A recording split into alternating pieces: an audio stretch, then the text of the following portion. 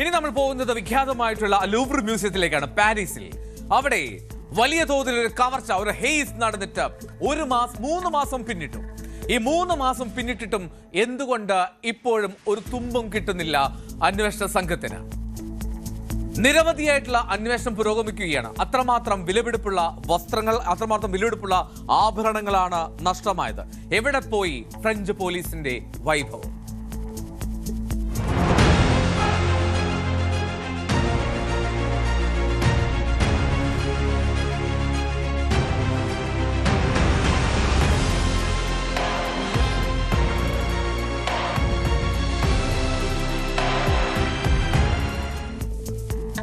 French ചക്രവർത്തി Napoleon മൂന്നാമന്റെയും പത്നി യുജീനിയയുടെയും ആഭരണങ്ങളും കിരീടങ്ങളും അടക്കം 8 അമൂല്യ വസ്തുക്കളാണ് ഇവിടെ നിന്നും നഷ്ടമായത്.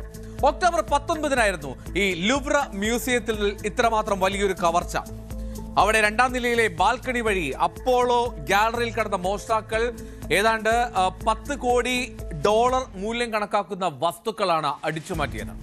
ഇത്രമാത്രം വലിയൊരു മോഷണം അത്രമാത്രം ശ്രദ്ധേയമായിട്ടുള്ള കേന്ദ്രത്തിൽ നടന്നിട്ടും എങ്ങനെ ആ വീഴ്ച സംഭവിച്ചു എന്നുള്ളത് ഉത്തരം കിട്ടാത്ത ചോദ്യമായി തുടർന്നു.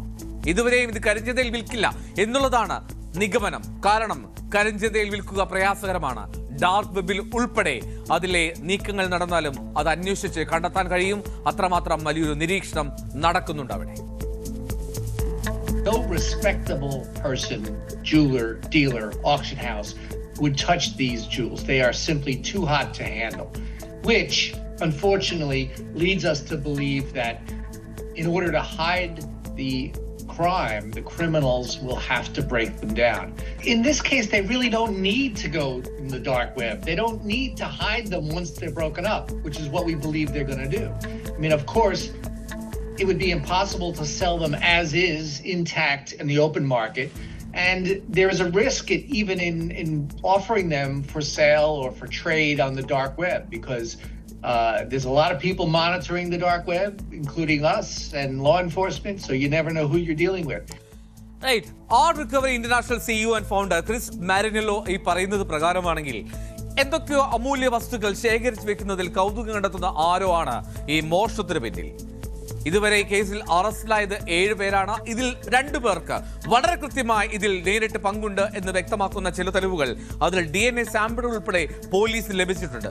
പക്ഷേ അതേസമയം എന്തിനു വേണ്ടിയായിരുന്നു മോഷണമെന്നോ എങ്ങോട്ടാണോ സ്വർണം കടത്തിയത് എന്നൊന്നും ഒരു തുമ്പും നൽകുന്നില്ല ഈ 2 പേരും.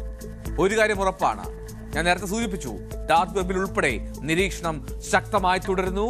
അതിന്റെ പിന്നാലെയാണ് police. Remove that historical part. Maybe you can decrease the price, I don't know, by 2, 3 or 4. It's like huge, because this kind of actually you have some nice pieces of gemstones and some nice diamonds also, but they are not all for all of them like top stones. It's not top stones, so you will have to recut, you will lose weight and so on. You need to have the good connection. And if they are fraud, if they are bad people, they are not connected to that market.